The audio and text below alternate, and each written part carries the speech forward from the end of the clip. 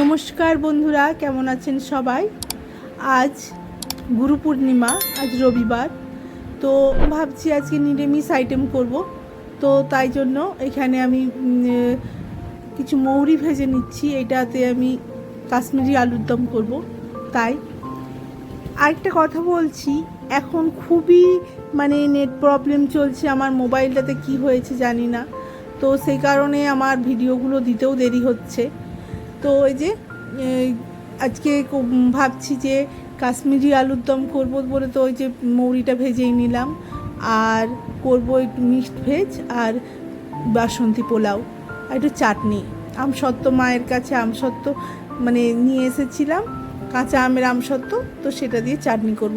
এই যে মিক্সড ভেজের করব বললাম না, একটু পনিরগুলোকে ভেজে নিচ্ছি আগে, আর সবজিগুলোকে আমি একটুখানি হালকা করে গরম জল ভাপ দিয়ে নিয়েছি, তাড়াতাড়ি যাতে সেদ্ধ হয়ে যায়। তো সেই কারণে সবজিগুলো আমার সেদ্ধ করাই আছে, বেশিক্ষণ টাইম লাগবে না। তো এই আজকে আবার পূর্ণিমা, বা সমরবাবু একটু কাজ ছিল, বেরিয়ে গিয়েছিল।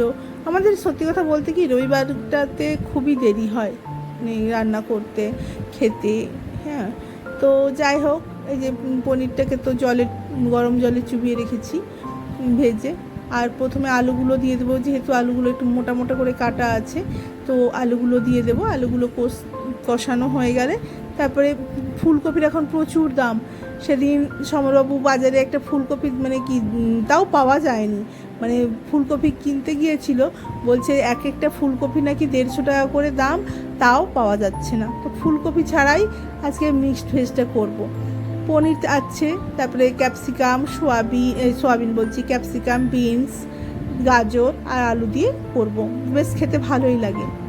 তো আর যে আমি মশলাটা দিই, আর এখানে যে কাশ্মীরি আলুর দম করবো বললাম না, তাই এই পাশের কড়াতে আরেকটা কড়া বসিয়ে দিয়েছি। তো আলুগুলোকে ভেজে নেব। এই আলুগুলোকে একটুখানি, আমি তো আলু সবসময় একটু ভাপ দিয়ে নিই, তাতে আলুর যে কষটা বেরিয়ে যায়।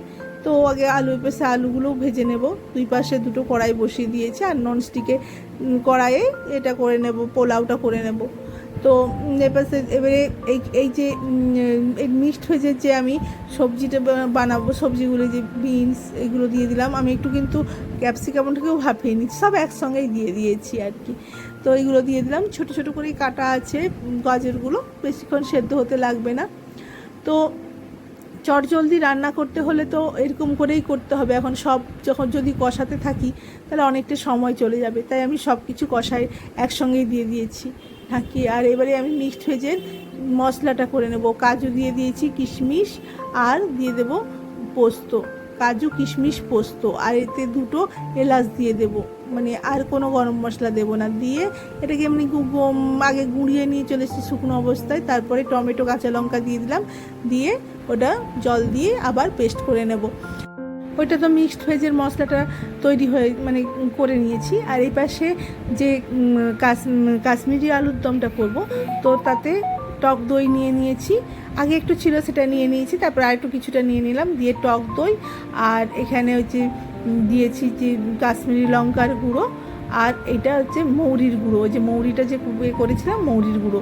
আর আদা যে গুঁড়ো দেয়, কিন্তু আমি আদা বাটা আছে, আদা বাটাটা দিয়ে দেবো পরে। তো হচ্ছে এই যে আমার এই মিক্সড ভেজের সবজিটাও প্রায় একদম হয়ে ভাজা ভাজা হয়ে এসে, কষানো হয়ে এসছে। তারপরে জল থেকে ছেঁকে পনিরগুলো দিয়ে দিলাম। পনিরগুলো খুব নরম থাকে এরকম অবস্থাতে, যারা করেন তারা জানেন যে পনিরগুলো চিপসে যায়, কি শক্ত হয়ে যায় না, বেশ নরম থাকে। তো তারপরে এটা একটু নেড়ে চেড়ে ওই যেই মিক্সড ভেজের যে মশলাটা করলাম, পোস্ত, কাজু, কিশমিশ দিয়ে, সেই মশলাটা দিয়ে দেবো। এই যে দিয়ে দিলাম একসঙ্গে সব দিয়েছি। খেতে কিন্তু খুব সুন্দর লাগে, আর মিষ্টি দেওয়ার দরকার নেই, যেহেতু আমি কিশমিশ দিয়েছি। তো অপূর্ব সুন্দর লাগে। আমার ছেলে তো এটা খেতে খুব ভালোবাসে আর কি। এই মিক্সড ভেজটা হলে ওর খুব ভালো, ও খেয়ে নেবে, তার সব কিছুই, কিন্তু এমনি খেতে চায় না। আর ও সোয়াবিন, পনির এগুলো খেতে খুব ভালোবাসে নিরামিষের মধ্যে। আর যেহেতু আগে নুন দিইনি, নুন দিয়ে যেহেতু সেদ্ধ করেছিলাম, আগে কোনো নুন দিইনি, একটু স্বাদ মতো নুন দিয়ে দেবো, তারপর একটু হলুদ দিয়ে দেবো, আর দিয়ে জল দিয়ে দেবো।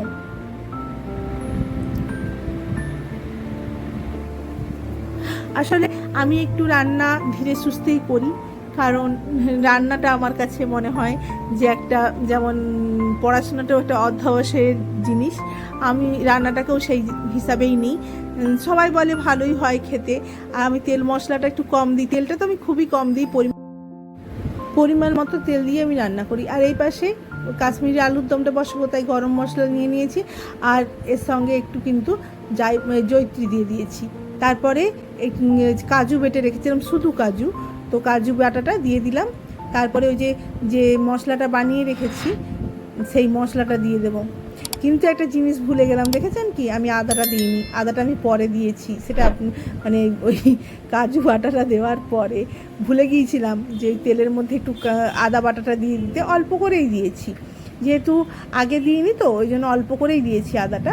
তারপরে কাজুটা একটু মানে একটু তেল ছেড়ে যাওয়ার পরে এই যে টক দইটা দিয়ে দিলাম, তারপরে নেড়ে চেড়ে আর ওই আলুগুলো দিয়ে দেবো। তো এখানে আমি সব মানে যেই লঙ্কা গুঁড়ো, আমি তো সব সময় বলি যে আমরা গুঁড়ো লঙ্কা খাই না, কালারের জন্যে যেটুকু লঙ্কা মানে কাশ্মীরি লঙ্কার গুঁড়োই দেওয়া হয়, আর নচেত কাঁচা লঙ্কা, আর না হলে লঙ্কা যদি দিতে ভুলেই যাই, আমার গোলমরিচের গুঁড়ো আছে, আমি গোলমরিচের গুঁড়ো ঝালের জন্য দিয়ে দিই। তো এই যে আমার এখানে আলুর দম মানে কাশ্মীরি আলুর দমটাও হয়ে গেছে, একটু নুন দিয়ে দিলাম স্বাদ মতো, আর হচ্ছে এটা একটু অল্প করে চিনিও দিতে হবে। দেখলাম দইটা খুবই টক, এই যে ভুলে গিয়েছিলাম, বললাম না যে আমি কাঁচা লঙ্কা দিতে ভুলে গিয়েছিলাম এতে বাটার সময়, কাজু বাটার সময়, তখন ওই জন্য আমি একটু গোলমরিচের গুঁড়ো দিয়ে দিলাম স্বাদের, মানে ঝাল স্বাদের জন্য। এই পাশে এগুলো একটু ফুটুক, ওই পাশে মিক্সড ভেজটাও মানে দিয়ে দিয়েছি, আর এই পাশে এই যে বাসন্তী পোলাও করব, আমি চালটাকে অনেক আগেই একদম ধুয়ে এরকম জল ঝরতে দিয়েছিলাম আর ফ্যানের তলায় দিয়ে দিয়েছিলাম। তো এটাতে একটুখানি দিয়ে দিয়েছি ঘি আর আদা, নুন, একদম সব কিছু, চিনি, হলুদ সব কিছু মাখিয়েই রেখে দেবো আমি ম্যারিনেশন করে। তো ওই দুটো নামিয়ে তারপরে এই যে ঘি দিয়ে দিলাম আর একটু গোলমরিচের গুঁড়ো। তো প্রথমে কিন্তু দিয়েছিলাম আদা বাটা, তো এগুলো মাখিয়ে তারপরে আমি রেখে দেবো। তারপরে পোলাও করতে তো অ্যাকচুয়াল বেশি সময় লাগে না, আর আমি একদম যেটুকু চিনি লাগবে সেটুকু দিয়ে দিয়েছি, মানে অল্প করেই চিনি দিয়েছি, কারণ এটা তো দুপুরের খাবার, বেশি চিনি দিয়ে দিলে মিষ্টি হয়ে গেলে খেতে ভালো লাগবে না। তো এই যে আমার এই পাশে রান্নাও হয়ে গেল। তারপরে বাসন এই যে আলুর দমে 2-4টা কাঁচা লঙ্কা দিয়ে দিয়েছি গন্ধ হওয়ার জন্য, জাস্ট এই আমার আলুর দমও হয়ে গেছে। আর এই পাশে দেখুন মিক্সড ভেজটাও হয়ে গেছে। এখনও চাটনি করব, ওই যে বললাম না আমসত্ত্বের চাটনি করব, তো চাটনি করার জন্য এই যে তারপরে এখানে এই পাশে কড়াইটা বসিয়ে দিয়েছি, ননস্টিকের কড়াইটা, এটাতে পোলাও বসাবো, আর একটাতে ওই পাশে যেহেতু নেমে গেছে 1 চামচ কিন্তু ঘি নিলাম, দেখলেন আমি ওইখানে 1 চামচ নিয়েছি আর এইখানে 1 চামচ নিয়েছি, এই দিয়েই কিন্তু আমার পুরো পোলাওটা হবে। আর তারপরে গরম মশলা দিয়ে দিলাম, তেজপাতা, গরম মশলা, আর এর সব কাজু কিশমিশটা হালকা করে একটু ভেজে নেব, তারপরে ওই চালটা দিয়ে দেব। তো আমি আর তুলে রাখবো না, এর সঙ্গেই দিয়ে দেবো হালকা করে ভেজে, তারপরে ওর সঙ্গে চালটা দিয়ে দেবো। তো পোলাও করতে তো বেশি সময় লাগে না, লাগবেও না।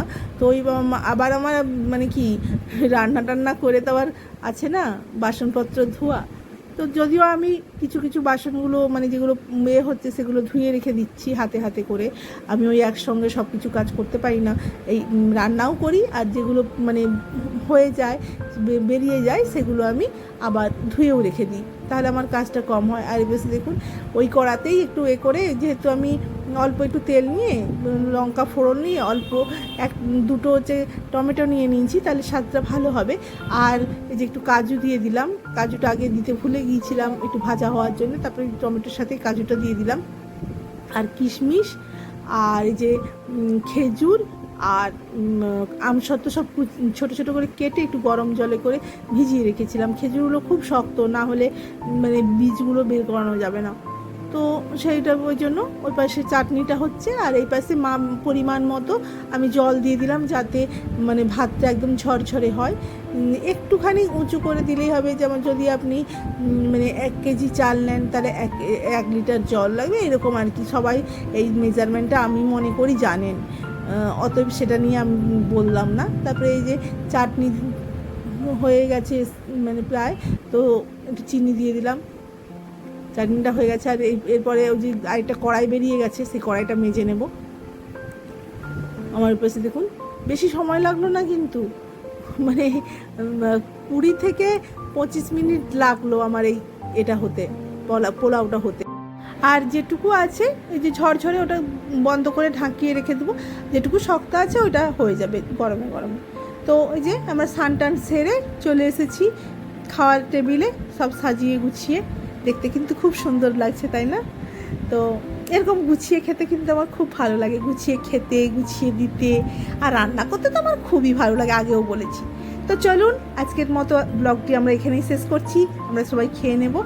তো বেলাও অনেক হয়ে গেছে। যদি ভালো লেগে থাকে তাহলে প্লিজ একটা লাইক কমেন্ট করে দেবেন, আর আমার চ্যানেলটিকে সাবস্ক্রাইব করে পাশে থাকবেন, পারলে একটু শেয়ার করে দেবেন। যারা ফেসবুক থেকে দেখছেন তারা আমার পেজটিকে ফলো করে দেবেন, সেটিও একটু শেয়ার করে দেবেন। পাশে থাকলে আমার ভালো লাগবে, আমিও এগিয়ে যেতে পারবো। আপনারা তো আমার ভরসা। আর সবশেষে বলি, আপনারা সুস্থ থাকুন, ভালো থাকুন, ঈশ্বর আপনাদের মঙ্গল